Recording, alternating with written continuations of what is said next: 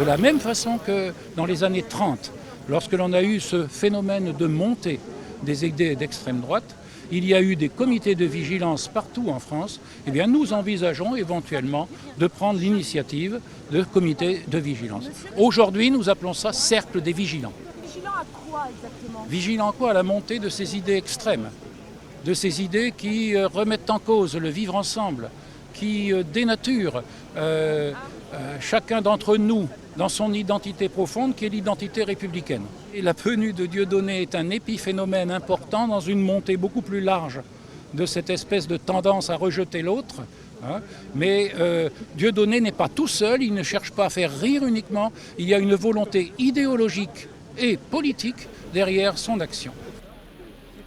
Regardez le public et voyez bien que ce n'est pas du tout des extrémistes ou des futurs méras ou des méras potentiels comme on peut soutenir dans les médias, et que c'est vraiment la République, les Français, le citoyen, arabe, noir, même juif, comme je vous dis, à l'Amador. Il y a des juifs qui viennent, c'est pas pour rien. À un moment donné, si ce serait vraiment antisémite, il n'y aurait pas de juifs.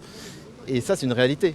Donc allez voir, vous verrez qu'il n'y a pas que des extrémistes ou quoi que ce soit. Moi, je suis étudiant. La plupart de mes amis qui s'intéressent à Dieudonné sont des étudiants qui réfléchissent, qui ont des valeurs républicaines en eux et trouvent ça intéressant. Son point de vue, ils trouvent ça intéressant. Sans le soutenir totalement, mais du moins, il remue quelque chose et il fait réfléchir, malgré tout.